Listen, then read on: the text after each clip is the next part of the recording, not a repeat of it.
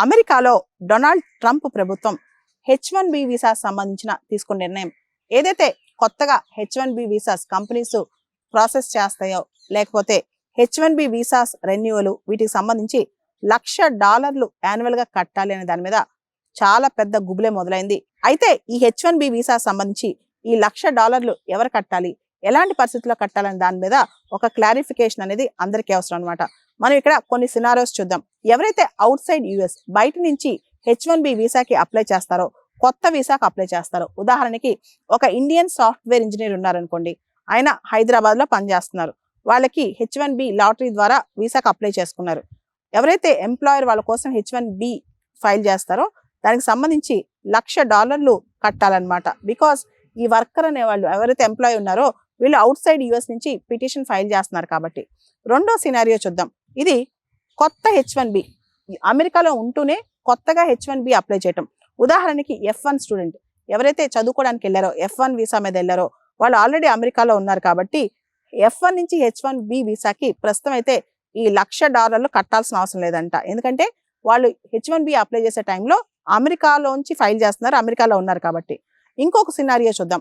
H1B visa general గా 3 years కి ఇస్తారు. ఎక్స్టెన్షన్ అడిగారు అనుకోండి, అంటే H1B ఎక్స్టెన్షన్ కానీ రెన్యువల్ కానీ అడిగారు అనుకోండి, సేమ్ ఎంప్లాయర్ ఆ ఎంప్లాయీ అమెరికాలోనే పనిచేస్తున్నారు అనుకోండి, ఆ టైంలో ఈ ఎక్స్టెన్షన్ కి ఈ $1,00,000 కట్టాల్సిన అవసరం లేదు. ఎందుకంటే ఆ వర్కర్ ఒకళ్ళే, ఎంప్లాయీ ఒకళ్ళే యుఎస్ నుంచే ఫైల్ చేస్తున్నారు, వాళ్ళు కూడా అమెరికాలో ఉన్నారు కాబట్టి ఈ $1,00,000 కట్టాల్సిన అవసరం లేదు. ఇంకొక సినారియో చూద్దాం. H1B వీసా ట్రాన్స్ఫర్ అంటే ఒక ఎంప్లాయర్ నుంచి ఇంకో ఎంప్లాయర్కి, అంటే ఒక కంపెనీ నుంచి ఇంకో కంపెనీకి మారుతుంటే, కానీ ఆ ఎంప్లాయీ స్టిల్ అమెరికాలోనే ఉన్నారు, ఎంప్లాయీ అమెరికాలోనే ఉన్నారనమాట, ఒక కంపెనీ నుంచి ఇంకో కంపెనీకి మారుతుంటే.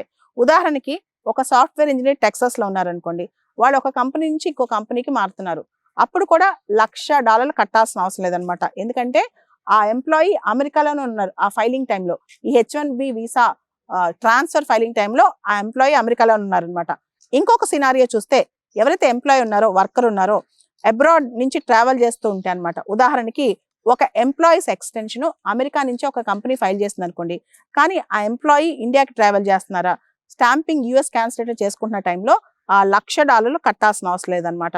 తర్వాత వర్కర్ అంటే ఒక ఎంప్లాయీ అమెరికాని వదిలేసి వచ్చేసేసి ఇండియాలో ఉంటున్నారు, కొత్తగా మళ్ళా ఈ H1B వీసా పిటిషన్ పెట్టారు, అప్లికేషన్ పెట్టారు, అప్పుడు $1,00,000 ఫీజు కట్టాలన్నమాట.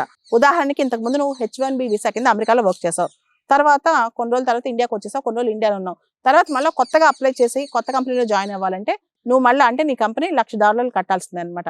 ఇలాంటి సినారియోస్ మనం అర్థం చేసుకోవాలి. అంటే అందరికి ఒకటే రూల్స్ కాదు. దాంతో పాటు American department of homeland security వాళ్ళు కొన్ని గైడ్ లైన్స్ కూడా కొత్తగా ఇవ్వనున్నారు. ఎవరెవరికి ఎగ్జామ్షన్స్ ఉన్నాయో ఇంకా క్లారిటీ ఇస్తారనమాట. ఈ ఆర్డర్స్ మొత్తం డొనాల్డ్ ట్రంప్ ఏదైతే ఆర్డర్స్ ఇచ్చారో అది సెప్టెంబర్ 21 నుంచి ఇంప్లిమెంటేషన్లోకి వస్తాయంట. అయితే వీటిపైన కోర్టు కేసులు పడే అవకాశం కూడా కనిపిస్తుంది.